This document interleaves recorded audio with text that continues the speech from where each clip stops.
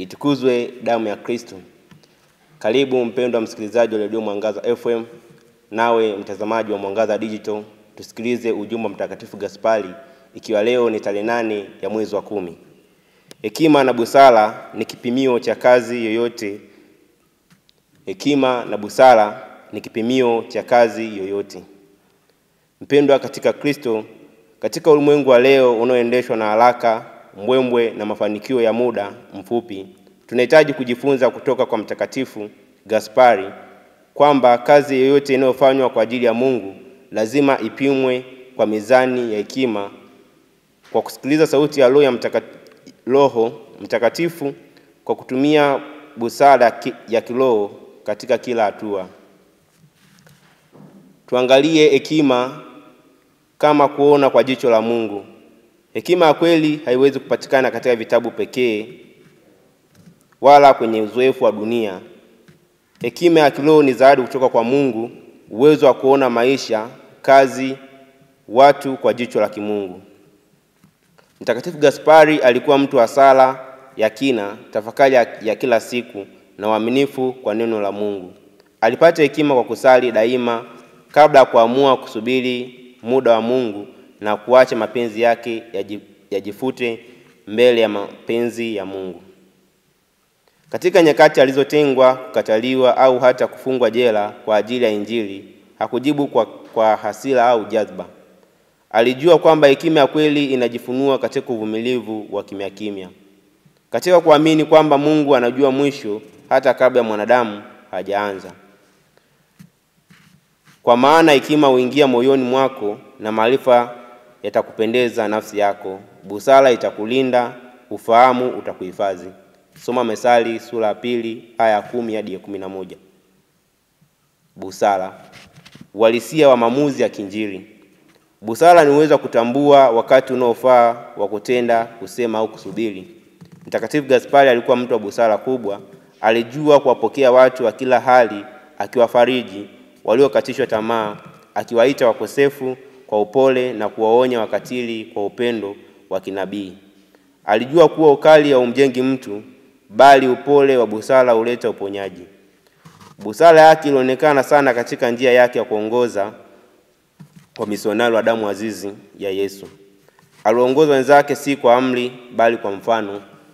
Aliwaalika kuwa watu wa sala, kujitoa na unyenyekevu wa kweli.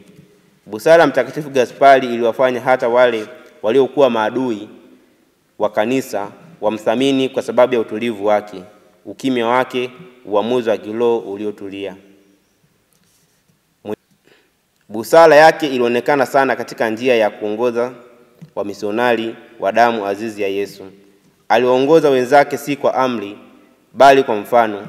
Aliwaalika kuwa watu wa sala, kujitoa na unyenyekevu wa kweli.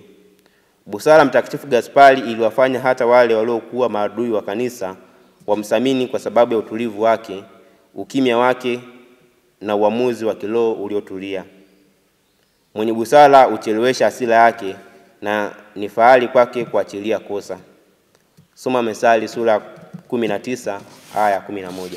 Gaspari alijua kuwa kazi yoyote ya kimisionari au ya huduma ya kanisa ni kazi ya Mungu, si ya binafsi. Hivyo haipaswi kufanya kwa pupa, kwa sifa wala kwa kutafuta mafanikio ya haraka. Kazi ya Mungu inahitaji kufikiriwa kwa kina, kupimwa kwa maombi na kutekelezwa kwa moyo wa unyenyekevu. Hekima na busara ni kama mizani ya dhahabu, huonyesha kama tunatenda kwa mapenzi ya Mungu au kwa miemko yetu binafsi. Hii ndiyo sababu hata katika mazingira ya upinzani, Gaspari hakuruhusu hasira au jazba kutawala. Alijihifadhi kwa busara, akifanya kazi ya kuinjilisha kwa amani ya moyo na msimamo thabiti. Aliamua kuwa kazi ya Mungu ikiwa imepimwa kwa hekima, huitunza roho ya mtoaji na kuleta wokovu kwa mpokeaji. Nguvu ya hekima katika ujenzi wa ufalme wa Mungu. Katika maisha ya Mtakatifu Gaspari, tunaona kuwa hekima na busara si mapambo ya huduma bali ni misingi ya ujenzi wa ufalme wa Mungu. Hakuna mafanikio ya kweli bila hekima, hakuna matunda yanayodumu bila busara. Hata kama kalama za ajabu hazina maana bila hekima ya kuyatumia kwa utukufu wa Mungu. Kwa hekima yake Mtakatifu Gaspari alishirikiana na wamisionari wengine kujenga utume wa kuhubiri upendo wa Yesu kwa njia ya damu yake. Kwa busara yake aliweza kuunganisha maskini na matajiri, wakuu wa makanisa na waumini wa kawaida katika wito mmoja wa utakatifu. Kwa hekima nyumba hujengwa, kwa busara huimarishwa. Soma Methali sura 24 aya 3. Itukuzwe damu ya Kristo. Niliyokuletea tafakari hii ni mimi Frateri Fred Elias Marele wa shirika la Misionari Damu ya Yesu.